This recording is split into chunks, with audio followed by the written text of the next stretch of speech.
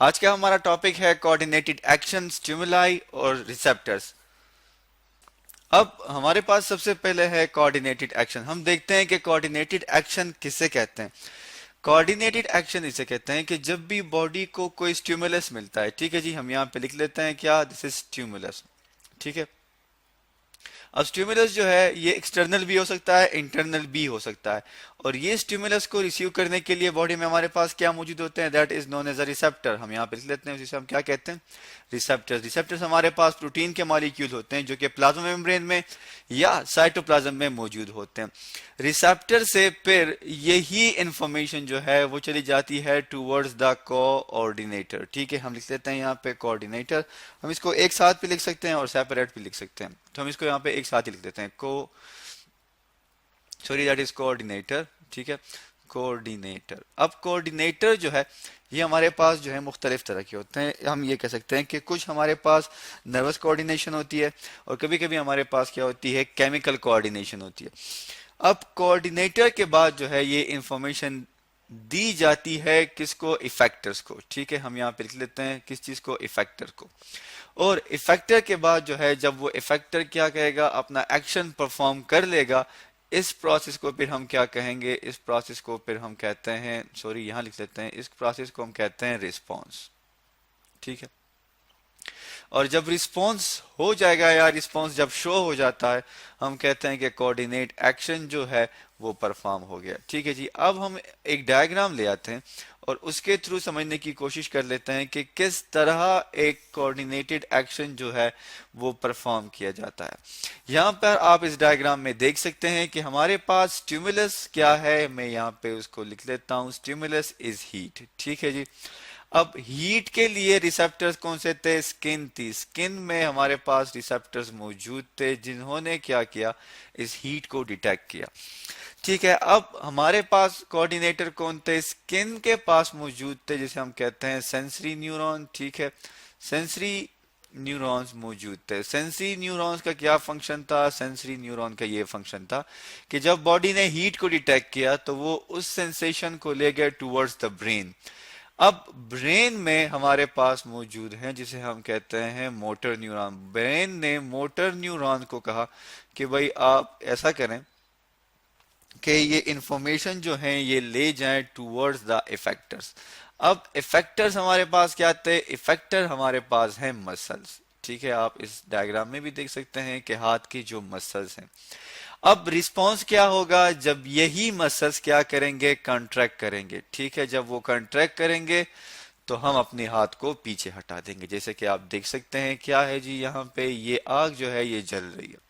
इसके जलने से ये जो बाउल है या फ्राई पैन है ये गर्म हो गया। जब हमने इसको हाथ लगाया तो हाथ को एक गर्माइश सी महसूस हुई। ब्रेन ने इसको डिटेक्ट किया कि ये बॉडी के लिए जो है नुकसानदेह है। उसने हाथ के मसल्स को कहा कि वो कंट्रैक्ट हो जाएं, वो कंट्रैक्ट हो गए तो हाथ जो था उसको हमने पीछे हटा लिया। तो ये हमारे पास क्या था जी, ये हमारे पास एक कोऑर्डिनेट एक्शन था जो कि कंप्लीटली परफॉर्म हुआ।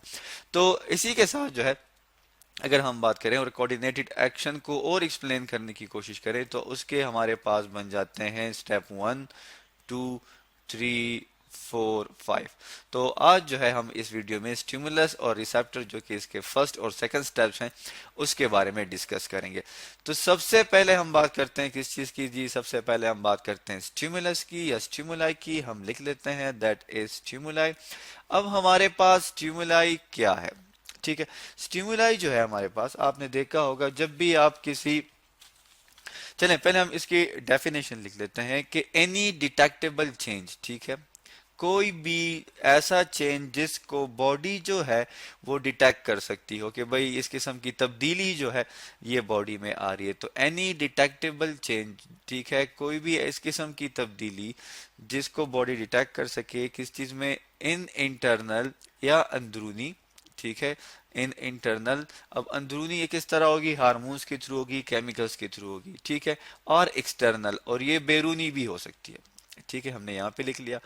तो इस तरह के चेंजेस जो हैं उसको हम क्या करते हैं, इस तरह के चेंजेस को हम क्या कहते हैं, स्टिमुलाई कहते हैं। अब स्टिमुलस जो है अगर हम बात करें तो स्टिमुलस हमारे पास दो तरह के हैं, एक को हम कहते हैं, यहाँ पे हमने लिख दिया इंटरनल और यहाँ पे हमने लिख दिया एक्सटर्नल।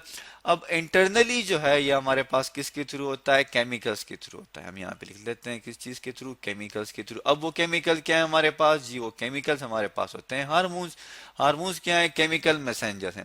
एक्सटर्नल जो है हमारे पास ये कोई भी चीज हो सकती है, जैसे हमारे पास 5 सेंसेस होते हैं, ठीक है, जिसको डिटेक्ट करने के लिए हमारे पास क्या है, 5 सेंसेस हैं। सेंसेस ऑफ क्या है, सेंस ऑफ टच है, सेंस ऑफ टेस्ट है, सेंस ऑफ स्मेल है, सेंस ऑफ हेयरिंग है, और उसके अलावा सेंस ऑफ साइट है। अगर हम बात करें एक्सटर्नल स्टिमुलाई की तो हम एक डायग्राम ले आते हैं ताकि हमें पता चल सके कि एक्सटर्नल स्टिमुलाई है क्या। ये जी हमारे पास एक डायग्राम आ गई।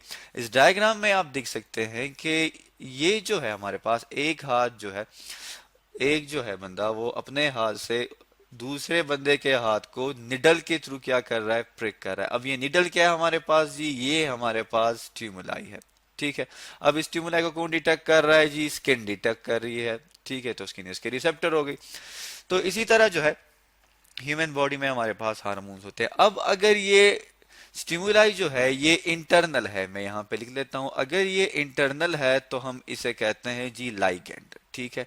लाइगेंड क्या होता है जी, लाइगेंड वो मॉलिक्यूल होता है जो रिसेप्टर के साथ बाइंड हो जाता है, ठीक है। अब अगर कोई भी स्टिमुलाई या कोई भी ऑर्गेनिज्म वो जब एक्सटर्नल स्टिमुलाई को रिस्पांस देता है, ठीक है, हम लिख लेते हैं यहाँ पे, अगर कोई ऑर्गेनिज्म एक्सटर्नल स्टिमुलाई को रिस्पांस देता है तो उसे हम कहते हैं सेंसिटिविटी, ठीक है, कि ये जी है, इन्हें क्या किया, ये सेंसिटिविटी है इसकी, इसने ये फील कर लिया कि कोई भी इन्वायरमेंटल चेंज जो है वो बॉडी में आ रहा है। अब हम जो है स्टिमुलस के बारे में अब हमें पता चल गया। अब हम आगे बढ़ते हैं और देखते हैं कि हमारे पास रिसेप्टर्स क्या होते हैं, ठीक है। हम यहाँ पे लिख लेते हैं रिसेप्टर्स, ठीक है। रिसेप्टर्स ये हमारे पास क्या है, रिसेप्टर जो होते हैं हमारे पास, ये हमारे पास प्रोटीन मॉलिक्यूल्स हैं, ठीक है। प्रोटीन के बने हुए मॉलिक्यूल्स होते हैं हमारे पास। प्रोटीन के बने हुए मॉलिक्यूल जो है ये हमारे पास दो जगह पे होते हैं, या ये मौजूद होंगे प्लाज्मा मेम्ब्रेन में, ठीक है। अगर प्लाज्मा मेम्ब्रेन में मौजूद है तो ये क्या करते हैं, ये डिटेक्ट करेंगे किसी चीज भी, एक्सटर्नल या इंटरनल दोनों स्टिमुलाई को। और एक हमारे पास होते हैं साइटोप्लाज्मिक, ठीक है। साइटोप्लाज्मिक का मतलब ये है कि ये साइटोप्लाज्म में मौजूद होंगे। अब हम एक डायग्राम ले आते हैं ताकि हमें पता चल जाए कि ये जो रिसेप्टर्स है ये किस तरह के होते हैं।